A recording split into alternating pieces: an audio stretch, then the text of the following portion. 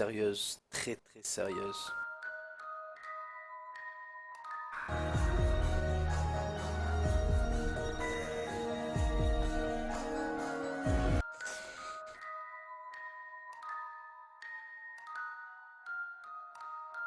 Take care, bro. We Rose Smith. Now it's time for the story of the night.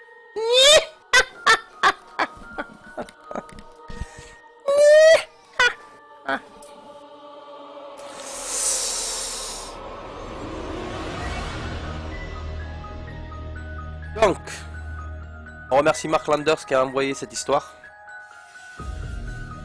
Alors pour ceux qui savent pas, qu'ils n'ont pas l'habitude, donc c'est l'heure, c'est le moment de l'histoire du soir. Bonsoir. Donc une histoire de peur.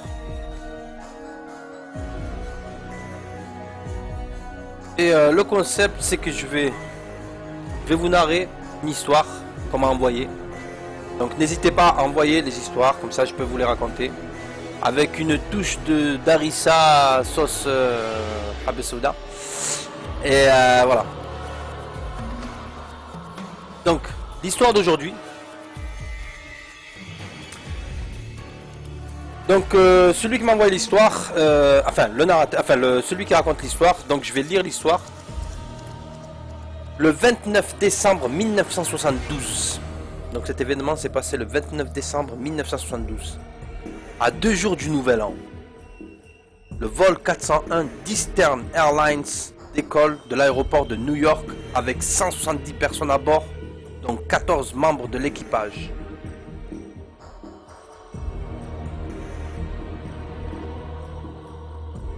Mis en service récemment, il totalisait 985 heures de vol.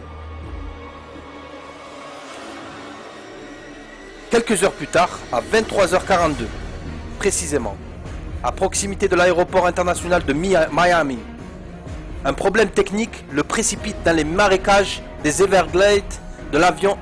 Les Everglades, vous connaissez les Everglades, les marécages là où Bear Grylls il a fait le web, mais là. Donc il se précipite dans les marécages des Everglades. Et l'avion s'écrase dans une zone infestée d'alligators et de serpents tuant. Les 2 serpents, tuant sur le coup le commandant de bord, Robert Loft, qui est décédé à l'âge de 55 ans et avait comptabilisé 30 000 heures de vol.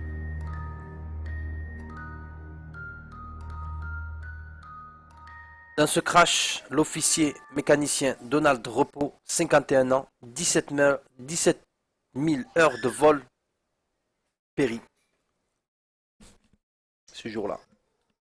Malgré la violence du choc, 75 personnes survivent au crash du vol EA 401. 8 membres d'équipage et 67 passagers. Lorsque les secours arrivent sur place, les passagers vivants, regroupés entre eux, prient et disent des choses incompréhensibles. C'est là où on va s'approcher du mystique.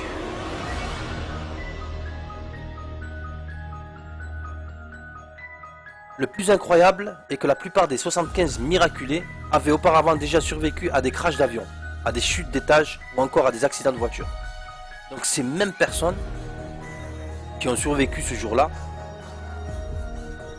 ce qui était très étrange, c'est que c'est des personnes qui ont déjà subi un crash, vécu un crash et ils ont survécu. Donc pour la énième fois, ils ont survécu à ce crash. À des crashs d'avion ou des accidents de voiture. Donc c'était des survivants. Les mois qui suivent, Robert Loft et Donald Repos refont étrangement parler d'eux.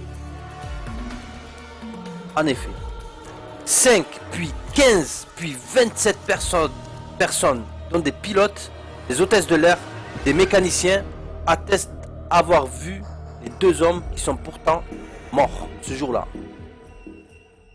Le 18 mars 1974, 2 hôtesses de l'air et un steward jurent avoir aperçu le visage de Robert Loft sur la vitre d'un hublot. Celui-ci a été récupéré intact après le crash.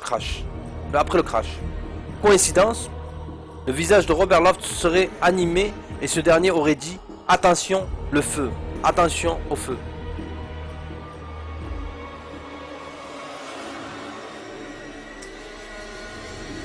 C'est une histoire vraie, ouais. Le lendemain, 1 minute après le décollage de ce même avion, les passagers avaient senti une odeur bizarre, une odeur de boue. D'un coup, le temps à l'intérieur de l'avion était devenu humide. Juste après, le réacteur gauche avait pris feu. Un atterrissage forcé sauva in extremis la vie des passagers.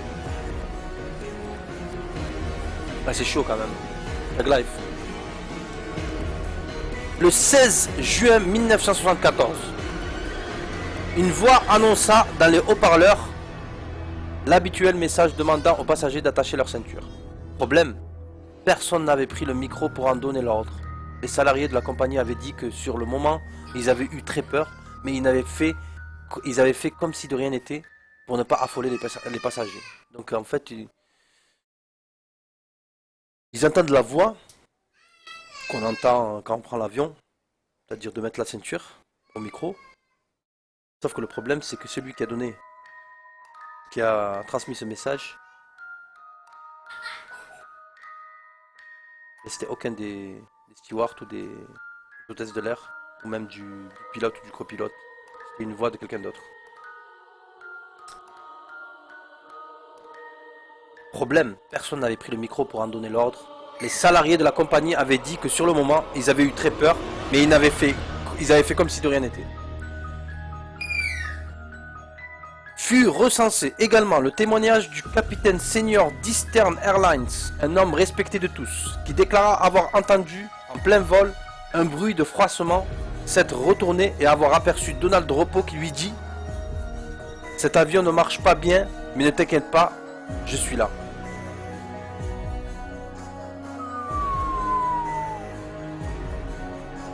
Plus tard encore, des passagers disent avoir entendu des voix juste derrière lui, pendant un vol,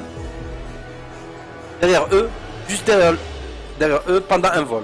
En se retournant, ils regardaient les autres passagers, mais aucun d'eux ne parlait. Pourtant, les voix continuaient toujours. Vous avez compris que ce pilote et ce copilote hantaient l'avion EA401. D'autres disant avoir aperçu en plein vol, en regardant par un hublot, ce fameux hublot qui a été récupéré après le crash, les visages de 2 personnes. C'était très bref.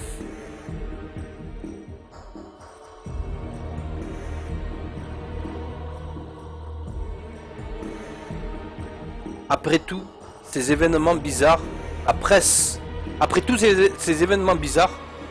presse s'empara alors de l'affaire et la compagnie aérienne menaça de licencier tous ses salariés qui témoignèrent de ces étranges apparitions. Cette dernière fit même venir un prêtre exorciste pour protéger les avions et les exorciser. C'était des hallucinations collectives ou vraiment des phénomènes paranormaux. La plupart des passagers ayant vécu ces expériences se disent choqués par ça.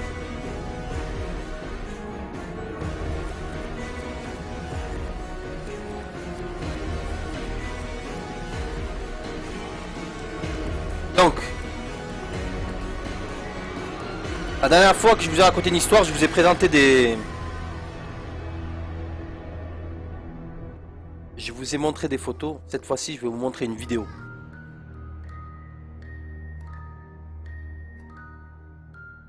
Si vous étiez encore dubitatif à propos de ces phénomènes paranormaux, en voici qui vous feront peut-être changer d'avis. Cette vidéo est extraite d'une caméra de surveillance qui surplombe une intersection bondée de Shenzhen, en Chine.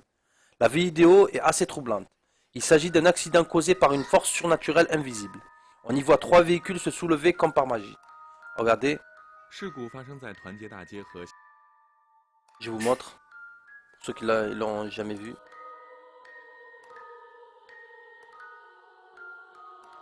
Très mystérieux. 青达路的交叉口，从监控画面中我们可以看到，一辆面包车由南向北行驶而来。就在它准备右转弯时，车尾突然腾空而起，发生了侧翻。随后，近邻的面包车也飞离了地面，撞到了后边的小轿车。同时，由北向南驶过来的一辆轿车也弹了起来。3辆轿车怎么就无缘无故的飞起来了呢？ Incroyable.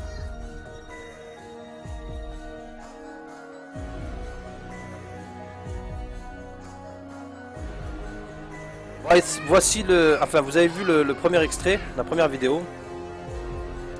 Donc cette vidéo est extraite d'une caméra de surveillance qui surplombe une intersection bondée de Shenzhen en Chine. La vidéo est assez troublante, il s'agit d'un accident causé par une force naturelle invisible. On y voit 3 véhicules se soulever comme par magie, l'un d'eux se renverse même sur le côté. Si par hasard vous trouvez une explication tout à fait rationnelle à ce sujet, n'hésitez pas à nous en faire part. Deuxième vidéo. Après l'accident surnaturel survenu à une intersection en Chine, c'est autour d'une possible téléportation. Donc je vous montre la vidéo.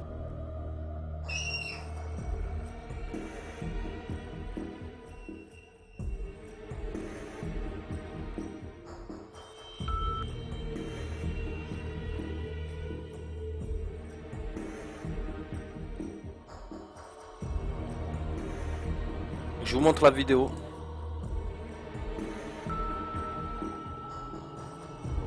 Qui a été récupérée par un youtubeur, cyber...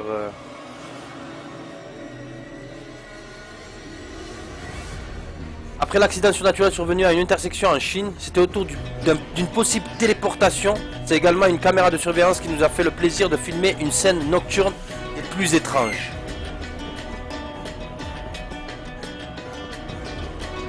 Cela se passe toujours en Chine.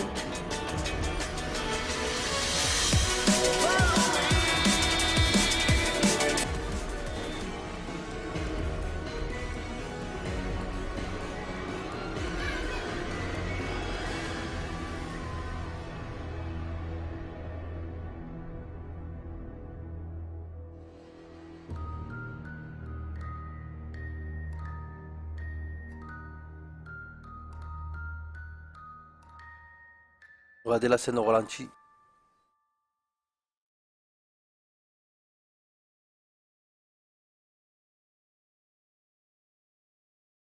Téléportation. La personne se retrouve dans une autre route.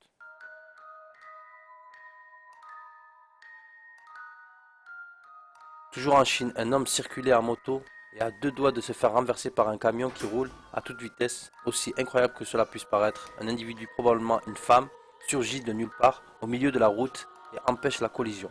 La femme téléporte l'homme en moto pour le sécuriser à droite de la route. Les 2 hommes restent abasourdis tandis que la mystérieuse inconnue poursuit son chemin.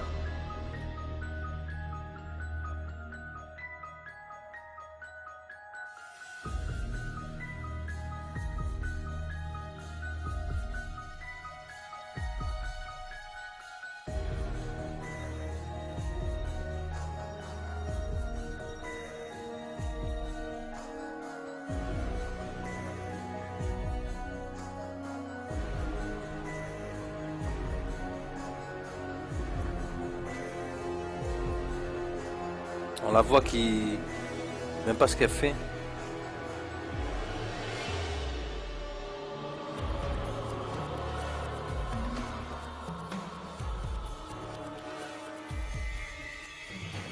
Vous en pensez quoi?